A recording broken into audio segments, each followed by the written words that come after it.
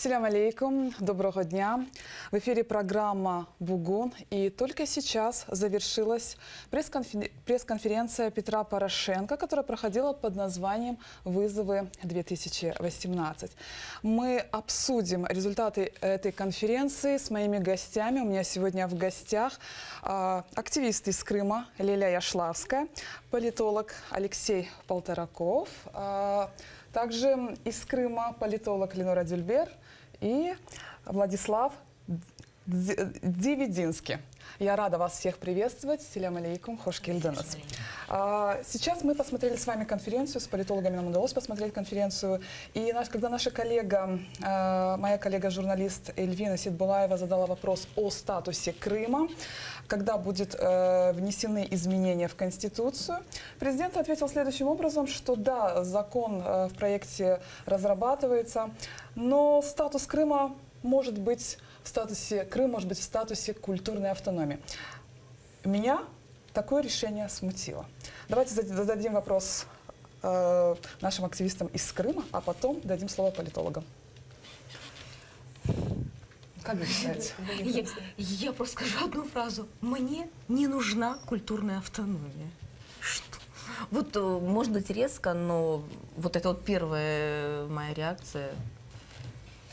Я скажу так, если, скажем так, возникла идея крымским татарам, уж простите за пафос, ну или такое вот слово, подарить культурную автономию, то в таком случае я буду очень резка.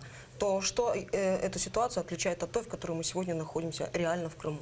В чем разница тогда государства Украины и государства РФ? Вам слово. Ну, в принципе, несколько лет назад мои коллеги из Национального института стратегических исследований издали серьезную монографию «Донбасс и Крым. Цена возвращения». И, наверное, одной из составляющих цены возвращения в данном случае Крыма – это наше общее, не только как локальное крымское, но общее украинское переосмысление отношений, скажем, Украины в целом с Крымом в частности. Однако на данный момент ключевой вопрос – это не вопрос, вот какая автономия там, культурная, экономическая, политическая. Вопрос номер один – возвращение Крыма.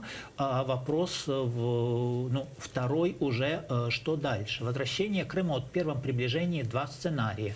Первый сценарий относительно как жесткий. Нам надо вернуть полноценное действие нынешней Конституции Украины, где там специальным блоком прописан Крым, его статус вот на территорию Крыма, чтобы она там полноценно задействовала, а дальше уже вести диалог, там отвечает она запросам, потребностям населения, отвечает она текущему, перспективному политико-правовому статусу или нет, как она соотносится вот с общей тенденцией, скажем, вот в Украине идут процессы децентрализации, пересмотра полномочий центра и регионов, они, в принципе, касаются в том числе и Крыма, но вот в данном случае вопрос на паузу. Это вот один сценарий.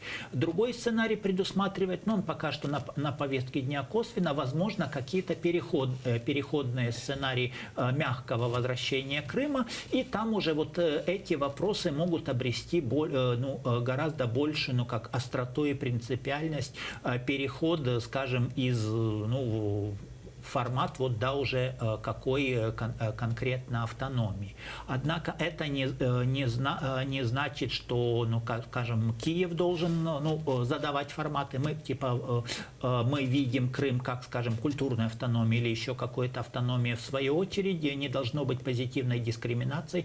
Крым, условно говоря, население Крыма, представители Крыма, которые по тем или иным причинам не обязательно находятся вынуждены не находиться в Крыму, в свою очередь тоже должны быть открыты к диалогу. Именно поэтому он и диалог, что давайте сначала обсудим возможные варианты, подберем оптимальный вариант, а потом уже будем его имплементировать. Не будем наоборот задали такой формат условно автономии и подгонять под него текущую ситуацию.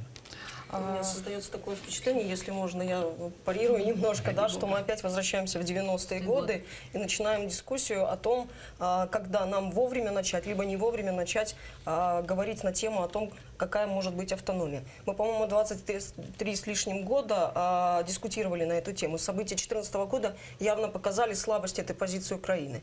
Реализация права крымско-татарского народа на самоопределение и, как следствие, национально-территориальная автономия, на мой взгляд, это и есть фактор восстановления территориальной целостности Украины. Но позвольте, мы уже обсуждали эту тему 20 лет, и мы наступаем, простите, на одни и те же грабли. Что можно обсуждать, когда вот они, скажем так, прорехи, вот они, вот они последствия этих обсуждений? Ну, это мне так кажется. И если вы говорите о процентах крымских татар в Крыму, заодно просчитайте процент проукраинской силы в Крыму. Это разноплоскостные: этническая, политическая и прочее. На самом деле я не думаю, что в рамках нашей с вами дискуссии есть разные, концептуально разные позиции. Все мы сторонники интеграции Крыма. Вопрос только в каком статусе и каким механизмом. Сейчас мы вошли в ту эпоху, когда механизм возвращения важнее, чем статус, потому что даже если мы на общей дискуссии, начиная с этого стола, заканчивая на общенациональном уровне, через инструмент референдума, придем к какому-то консенсусу, который устраивает жителей, скажем так, континентальной части Украины и представителей крымско-татарского народа, то, не имея реальных возможностей реализации этого процесса, он не более чем останется на уровне обсуждения, о чем вы говорили, что происходило последние 23 года. Если вернуться к общему комментарию того, что мы сейчас увидели в выступлении президента, насколько бы он не хотел это назвать вызовами года и попытаться на них ответить, мы скорее увидели и по вопросам присутствующих журналистов, и по вашим комментариям, что это скорее волнение и переживание 2018 года. То есть у общества есть, как и украинского, так и у крымско-татарской части населения, есть огромное волнение, есть множество вопросов, на которые нет ответов. На самом деле мы все ожидали их услышать от президента, но он, как и всегда ему присуще, довольно поверхностно и слегка популистично давал ответы, уходя от содержательной его части. И поэтому я думаю, что та оговорка, возможно, или даже позиция по касательно культурной автономии была не случайна. То есть есть вопрос, и на него нужно предоставлять ответ. Но он отдал его в том ключе, в котором мог себе позволить в рамках этой пресс-конференции. И мне кажется, что если за время его каденции, хоть Петр Алексеевич просил не считать периоды каденциями, но тем не менее, если за 4 года никаких действующих инструментов и рычагов влияния он не использовал, даже в рамках собственных полномочий, то ожидать, что что-то качественно поменяется в случае его переизбрания, вряд ли приходится. Точно так же, как и ожидать каких-то качественных изменений в тот год президентства, который ему остался. Максимум это будут какие-то имитации процессов по желанию или по, скажем так, намерениям интеграции Крыма назад, только ради того, чтобы в информационном пространстве это разыграть как часть электоральной стратегии. Соответственно, тут стоит, значит, мне кажется, представителям крымско-татарского народа апеллировать к каким-то более важным институциям, нежели институт президентства.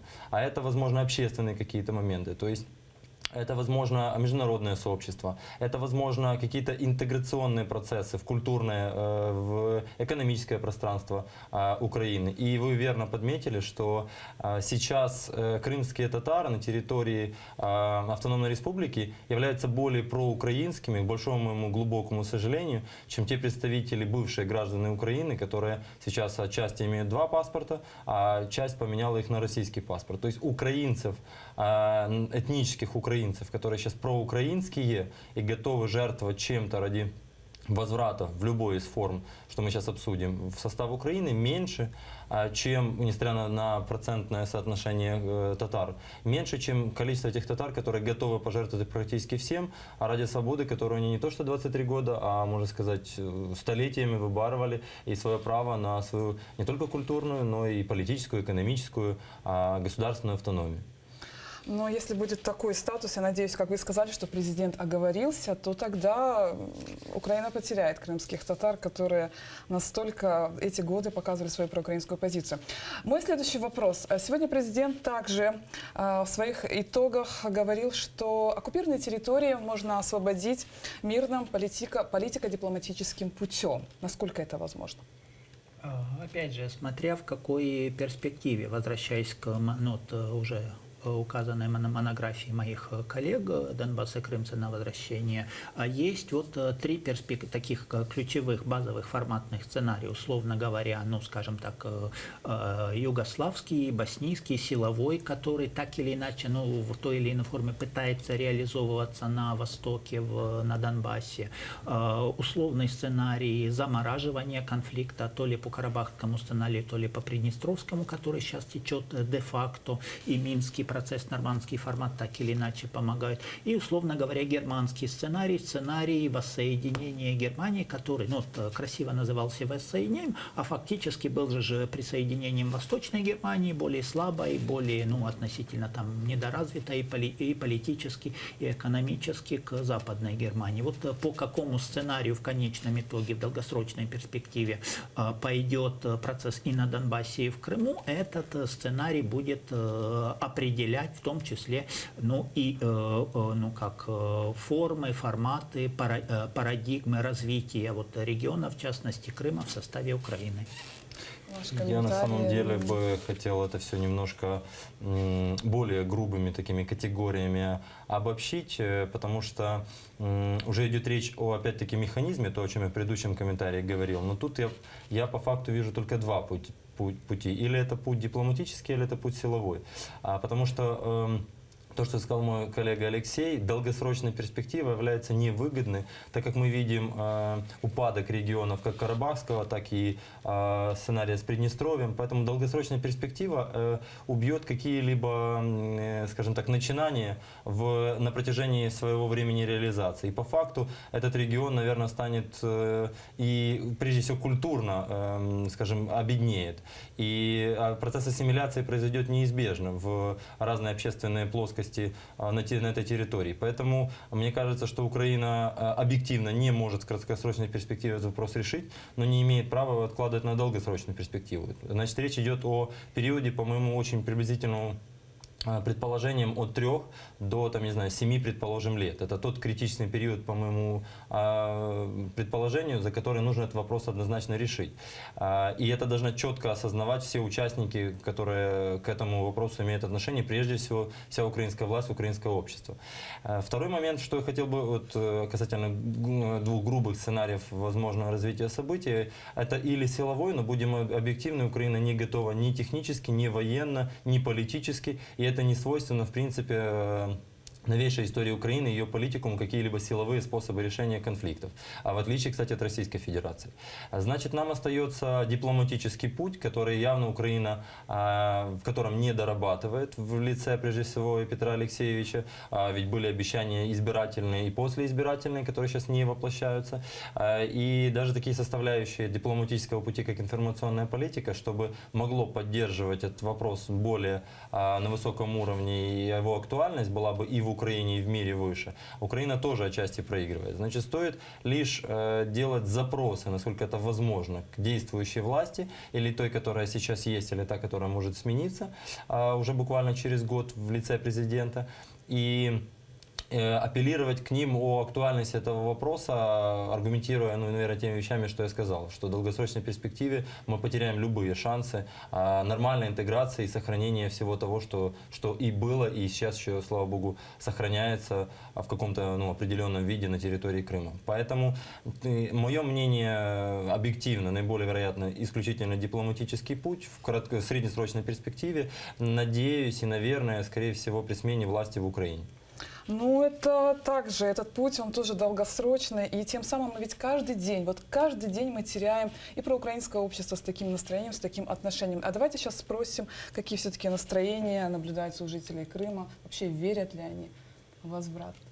Ну, очевидно, что с каждым днем все сложнее доверять и верить в какие-то, скажем так, перспективы, которые были до момента 2014 года, да. Для коллег я просто немножко оговорюсь, да, что я подбираю слова, потому что мне нужно будет возвращаться в Крым.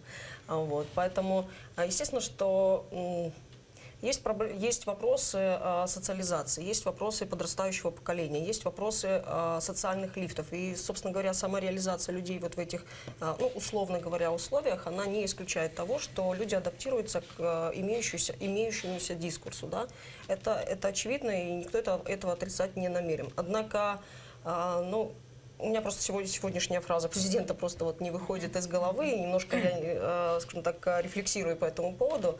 Но вот если государство Украины не только в отношении крымских татар позволяет себе вот такие вызовы, да, ставить, скажем так, перед крымскими татарами, да, очень надеемся, что это оговорка, хотя, вот, то про граждан Украины, которые, по большому счету, граждан Украины, находящихся в Крыму и остающихся верным этому государству, по большому счету, не имеющих каких-то структур, способных аккумулировать их ожидания, ощущения и представлять системно на материке, для граждан Украины, этих граждан Украины, это гораздо сложнее, нежели крымским татарам.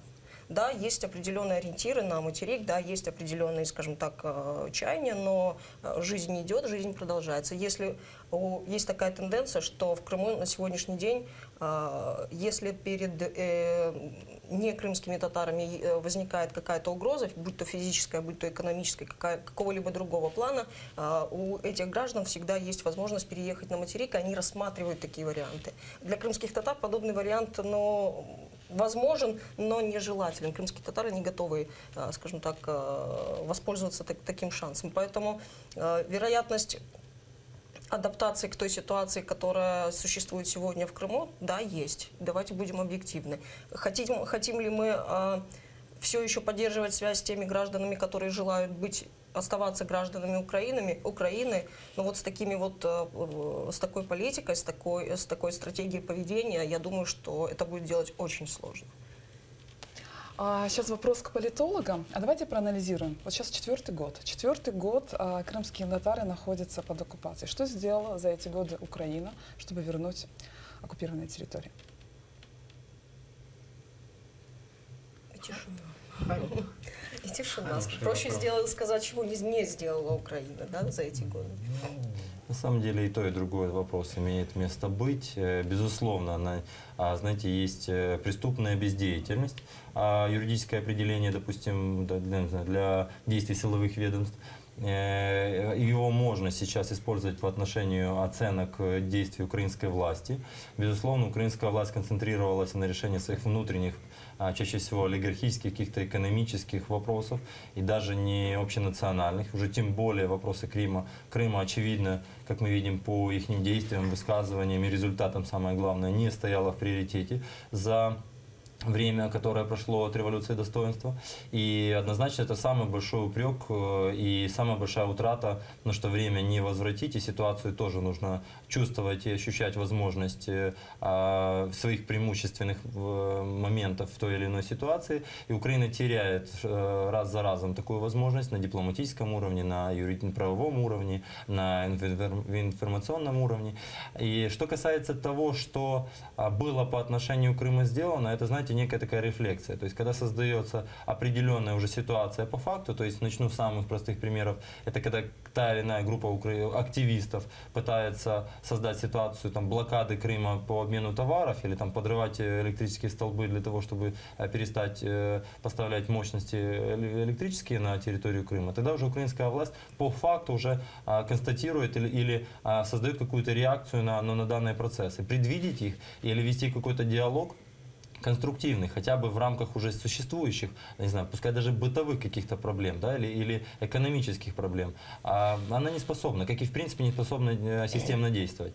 Поэтому рефлексия была. Безусловно, на каждый из вызовов, который возникал, начиная от переселенцев, о чем было уже упомянуто моей коллегой, прежде всего украинского этнического, скажем так, состава на территорию страны, заканчивая пунктами разграничения, формулировками, то есть не формулировками, а определением, по каким правилам, согласно каких законодательных актов будет проходить обмен товаров.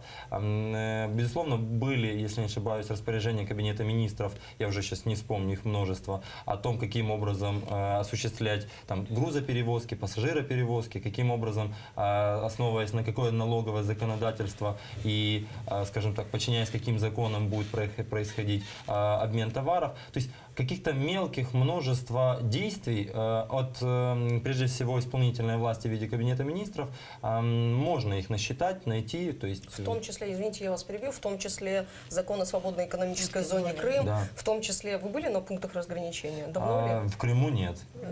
на украинской стороне. Ну, я Вот Известное рекомендую, постановление да, 1035. Рекомендую побывать там. То есть дело в том, что даже если согласиться с вами и сказать, что действительно принимались какие-то решения или хотя бы нормативно-правовая база для, скажем так, решения каких-то социальных вопросов переселенцев и вообще крымчан, то все эти инициативы, они исходили снизу, что называется. Да? Гражданское общество, видя эту проблему, рефлексировало и делало вызов государственным институтам. Я бы И только скорее тогда, сказал, что только общество- тогда государство реагировало на это. Ну, И, действительно. простите, без пинка у нас ничего не происходит. Я уж с вами так вот- полностью согласен. То есть только когда И вообще снизу вот- общество дает запрос, только тогда украинская власть каким-то образом рефлексирует, то есть выдает какую-то реакцию на эти запросы. У меня Но- вообще создается впечатление, что Крым для материковой Украины, это, знаете, как...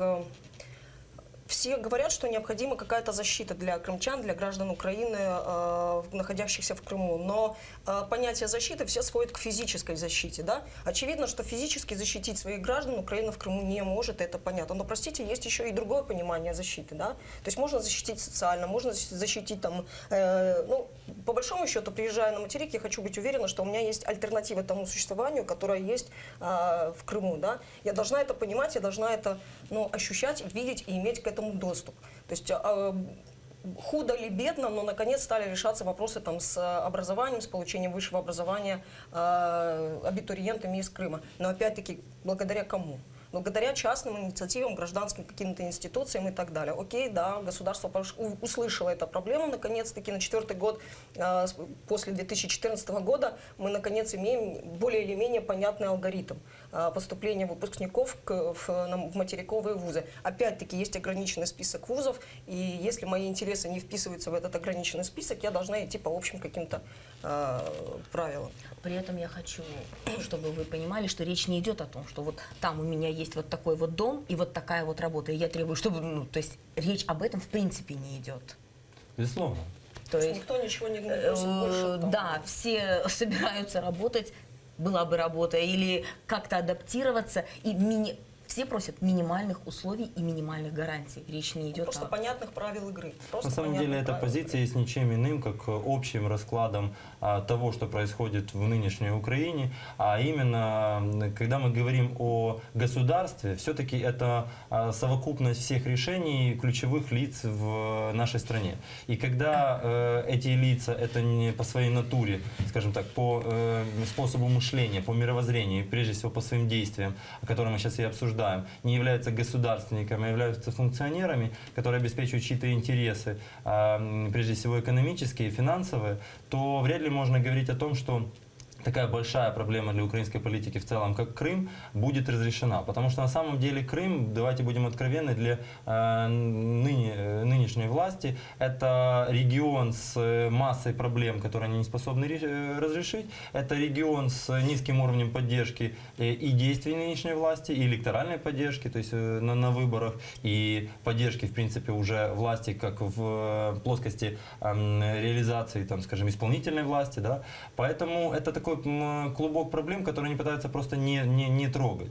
И это позиция мелкого уровня мышления политиков, которая, к сожалению, сейчас является преобладающей в действиях первых лиц государства. Если мы дождемся, каких-то качественных изменений, у нас будут люди, которым важнее эту страну вывести на должный уровень, да, и решить наконец-то существенные глубинные проблемы, которые у нас существуют, то есть государственники с большой буквы, вот тогда мы увидим, наверное, в действиях, прежде всего, всех ветвей власти, начиная с президентской, какие-либо результаты, и тогда мы сможем говорить о том, что власть что-то сделала для решения вопроса. Что-то удастся, что-то не удастся. Но возможности есть всегда. А давайте будем откровенны, что самое главное – это борьба на всех уровнях между Украиной и Россией за Крым. И Россия тоже слаба во многих позициях, и власть тоже там не вечна. Вопрос только в том, насколько Украина готова вступать в эту борьбу на всех уровнях в ущерб каким-то рейтингам политическим или финансовым интересам.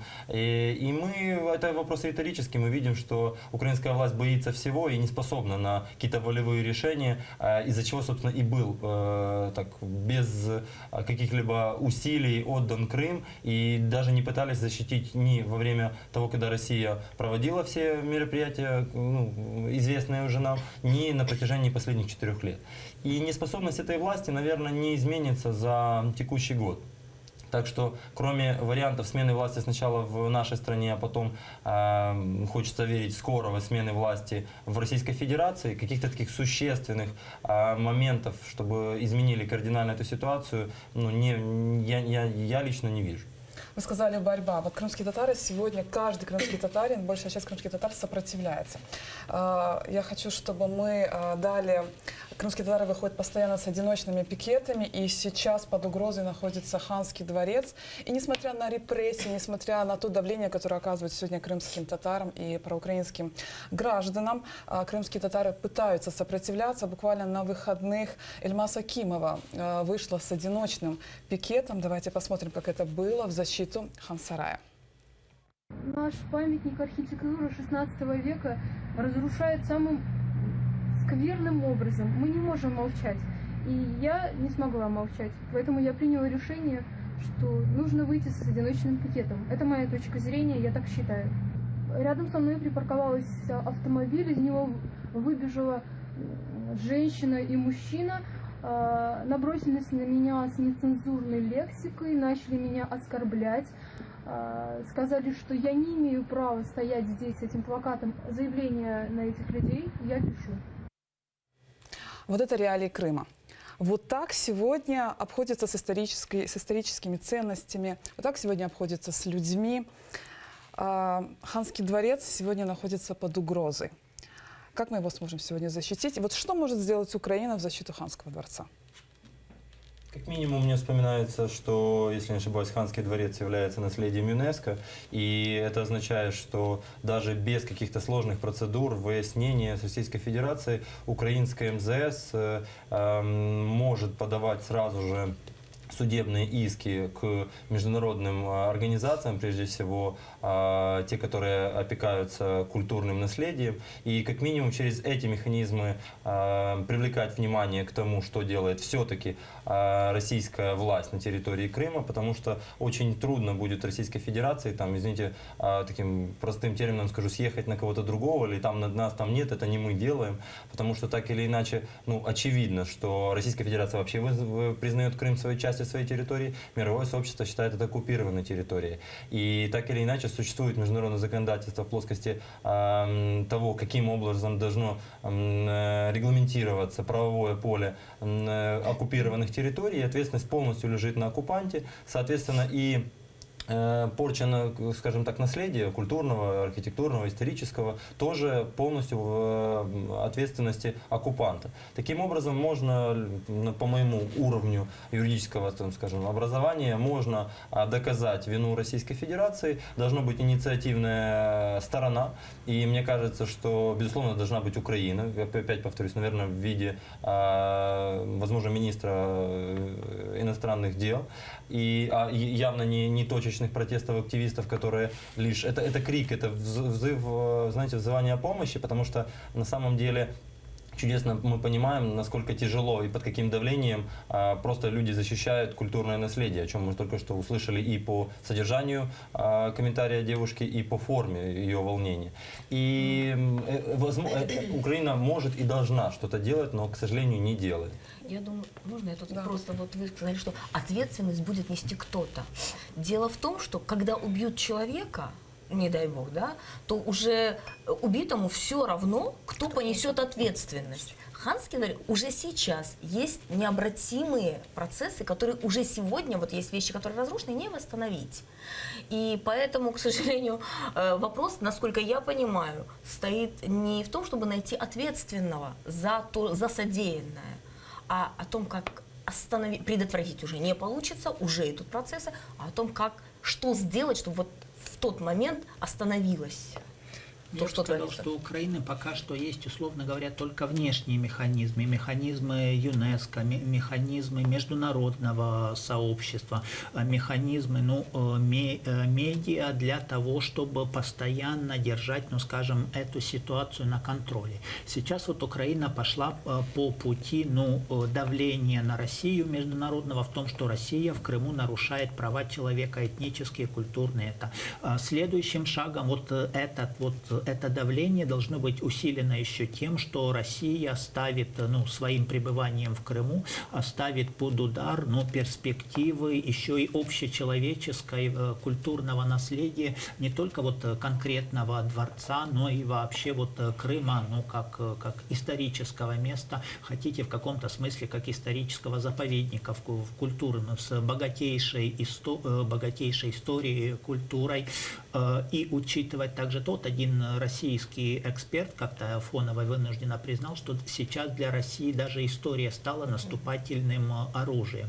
И Россия уже давно, так или иначе, приватизировала историю Украины. Вспомним, кому недавно поставили памятник в центре Москвы, никак не московскому князю, который княжил в Киеве, когда Москвы еще не то, что в летописях не было.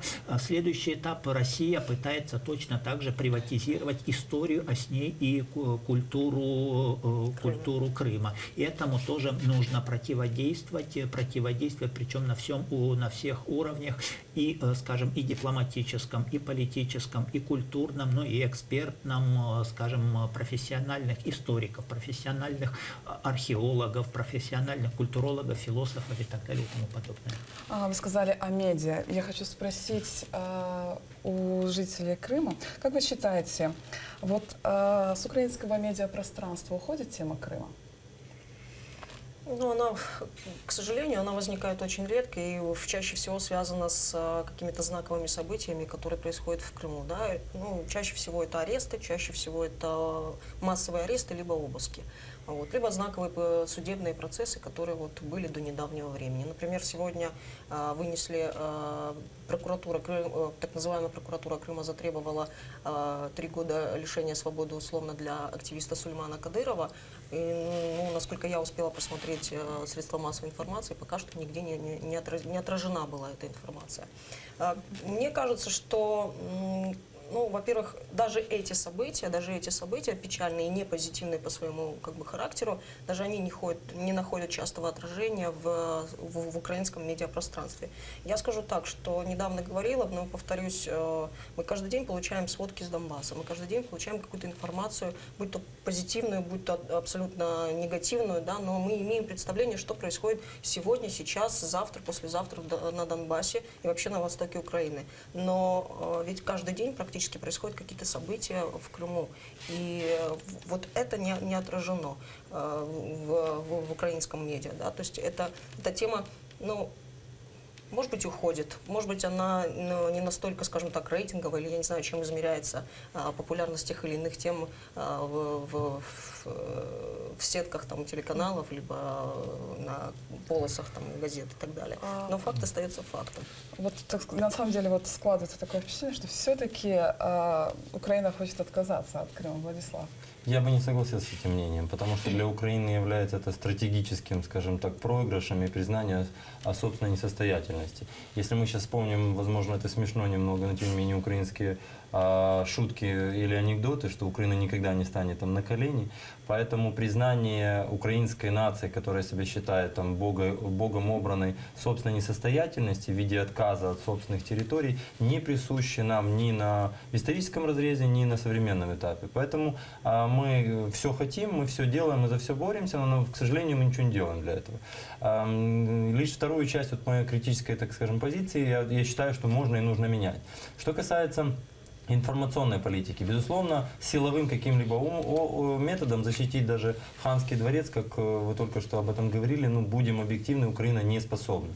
Поэтому я с вами согласен, что нам не нужно потом искать виновата, когда может что-либо произойти с данной, скажем так, наследием архитектурным. И нам важно что-то сделать сейчас, но повлиять физически мы на это не можем. Я предложил в предыдущем комментарии вариант юридического решения. Мне кажется, он правильным, и он содержательным, но будем откровенны, он тоже длительный. А Российская Федерация своим бездействием или даже действиями уничтожает ежедневно те или иные ключевые знаковые места культурного наследия.